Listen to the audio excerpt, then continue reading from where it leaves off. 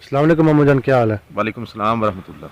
मामू जान, ये जो गंदम आपके पीछे खड़ी है, तो मैं पूछना चाह रहा था इसके तरीके काश्त क्या है और इसका जो खुराक का प्लान है वो कौन से वाला है? जी बिस्मिल्लाहिर्रहमानिर्रहीम। ये मैंने अक्टूबर की तकरीबन 28-29 तारीख के लगभग ये काश्त की थी अच्छा। और ये छट्टे से काश्त है। अच्छा। तकरीबन 50 केजी बीज पर एकड़ मैंने इसका इस्तेमाल किया। अच्छा। वैरायटी इसकी दिलकश है। अच्छा। तो ये माशाल्लाह अब गोब पे आ चुकी है, कहीं कहीं से ये सिट्टा निकल रहा है इसका। अच्छा। तो ये आप देख रहे हैं इसके पत्ते ना खड़े हैं, ये पत्ते खड़े हैं, ये पत्ते खड़े हैं इसके।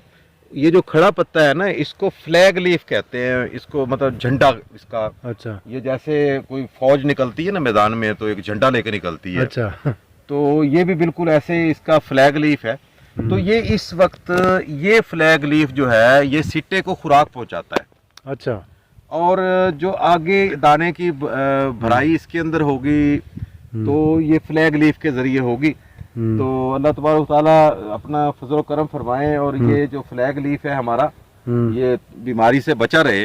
अच्छा। तो इससे पैदावार में इजाफा जो है ना वो मुतवक्को है। तो हमारा खुराकी प्लान इसमें ये रहा है कि हमने 2 बोरी DAP बवक्ते काश्त इस्तेमाल की थी। उसके बाद हमने इसके अंदर तकरीबन 3 बोरी के करीब यूरिया इस्तेमाल की है। अच्छा।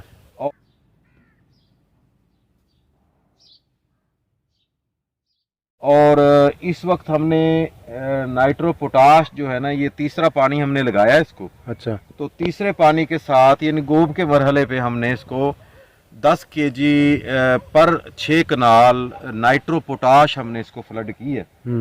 तो ये नाइट्रो पोटाश माशाल्लाह इसका बड़ा अच्छा मैं देख रहा हूँ इम्पैक्ट आया है।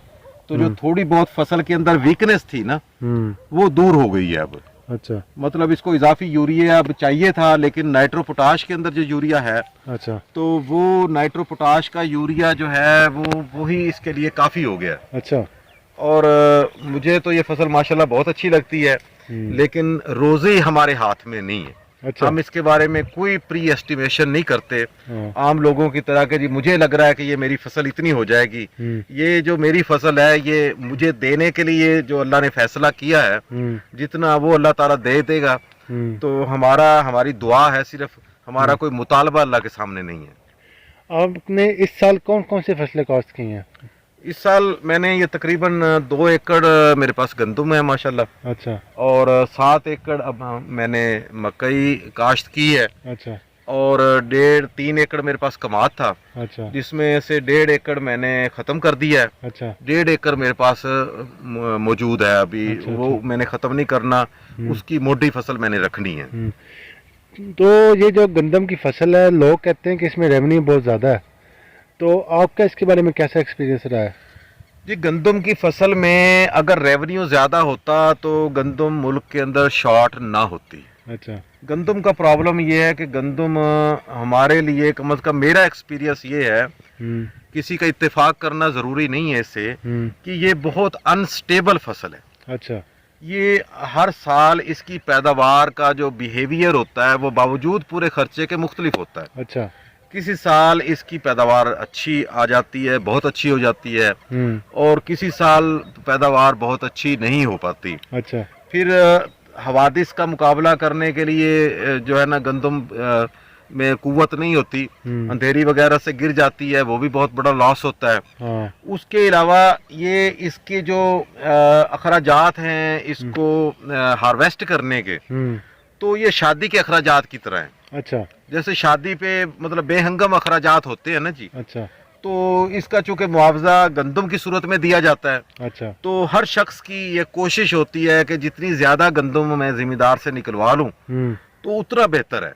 अच्छा। तो जिम्मेदार जाहिर है बेचारा जो वो 6 माह मेहनत करता है, तो वो 6 माह तो एक अकसात में मेहनत होती है, तो मौके की मेहनत काफ़ी ज़्यादा होती है, वो लेबर आके करती है, तो वो फिर अपने मन मानी से इसके जो मुआवजे हैं वो वसूल करती है। अच्छा। तो अखराजात काफ़ी ज़्यादा हो जाते हैं। तो इसलिए जो है ना गंदम की काश्त का रकबा पाकिस्तान के अंदर घटता ही चला गया।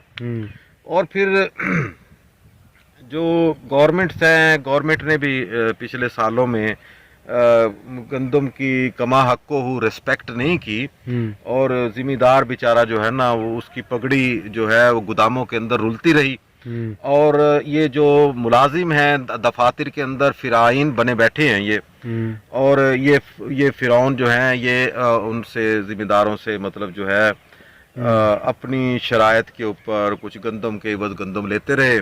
फिर जिम्मेदार तबके के भी अपने मसाइल हैं तो वो भी ये समझते हैं कि हमें ईमानदारी की ज़रूरत नहीं है, तो उनका भी रवैया कुछ ऐसा ही है। तो मैं एक सिमत तो उंगली खड़ी नहीं कर सकता, तो हमारे जिम्मेदारों का हाल भी पतला है। तो बहरहाल ये मेरे ख्याल में कुछ चंद वजूहात थी, तो मैं समझता हूँ कि गंदम की कमा हक को इज्जत नहीं हुई, तो इसलिए अल्लाह ताला ने वो नवाला जो है ना मुँह से छीना है। तो आप क्या मशवरा देंगे जिसके पास 2 से 3 एकड़ है वो गंदम काश्त करे या ना करे, इसके बाद बड़े पैमाने पर ज़्यादा रकबा है वो उसको गंदम काश्त करनी चाहिए, इसके बाद छोटे पैमाने पर रकबा है उसको गंदम काश्त करनी चाहिए, या आप सिर्फ अपने घर की गंदम ही काश्त करें? जी जिन असहाब के रकबे बड़े हैं माशाल्लाह, जिनके मतलब 100 एकड़ रकबा है जी, तो उनको बिल्कुल गंदम काश्त करनी चाहिए। गंदम इंसान की ज़रूरत है, खुराक की ज़रूरत है और इसके बगैर इंसान ज़िंदा नहीं रह सकता। तो अल्लाह तबारक व तआला हमारे मुल्क पे अपना करम करे और लोगों की जो ये खुराक की ज़रूरत है इसे पूरा फरमाए, और इनको ये जो नवाले से तरसने वाला सीन शुरू हो रहा है अल्लाह तबारक व तआला बचाए इससे, और लोगों को इस्तगफार करना चाहिए। तो गंदम बिल्कुल काश्त करनी चाहिए, इस वक्त ये नफ़ा बख्श फसल है। और दूसरा ये है कि छोटे ज़िम्मेदार को भी इतने पानी नहीं लगते इसको, जो मौजूदा रेट्स हैं इसमें इंशाल्लाह ये लोगों को खासा नफ़ा देगी। अच्छा जी। चलें जी, बहुत शुक्रिया, आपने अपनी कीमती राय का इज़हार किया। अस्सलाम वालेकुम। अस्सलाम।